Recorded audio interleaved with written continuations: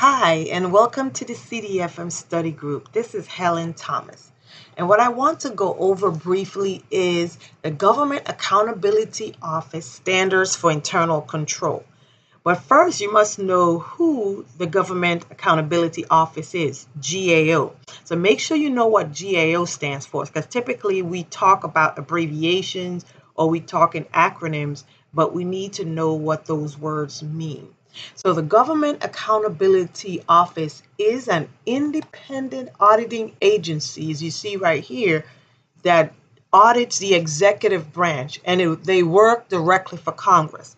So when Congress gives us the appropriation law, there are a lot of do's and don'ts with the appropriation law. So it's the function of the Government Accountability Office, and the individual in charge of GAO title is called Comptroller General. His responsibility is to ensure that the executive branch or that federal budget, that we are adhering to the do's and don'ts established by Congress. So there are 5 basic standards, and you need to know the differences between them. So if you see a scenario, you need to be able to determine which standard they are upholding.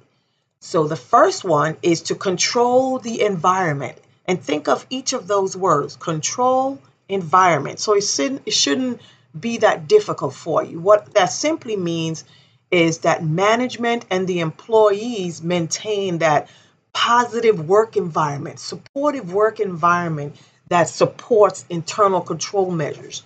Remember such things as we do a separation of duties, meaning I cannot be the one to input and certify my own requests. Controlling the environment. That's the first standard.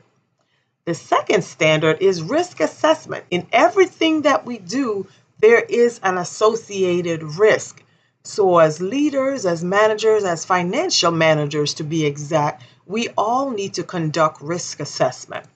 And you do an assessment of your internal control procedures. You look at what internal and external risk you face, and then you need to apply some risk mitigating factors to ensure that you mitigate that risk as much as possible. So risk assessment is one of the basic standards for internal control. The third standard is control activities. So environment versus activities, specific things that you do within your organization to control and maintain internal control. So control activity are those SOPs, your policies, your TTPs, tactics, your techniques, your procedures, your policies, whatever it is, your memorandum for records that enforce management directives, whatever activity you put in place to maintain that internal control. The fourth standard is information and communication.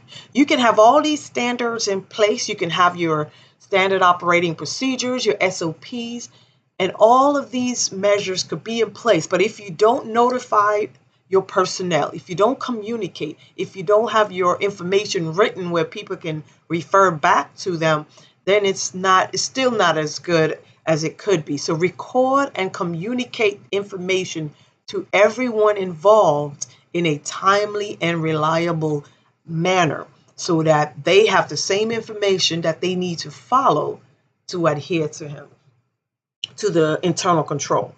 So the most important is the last one.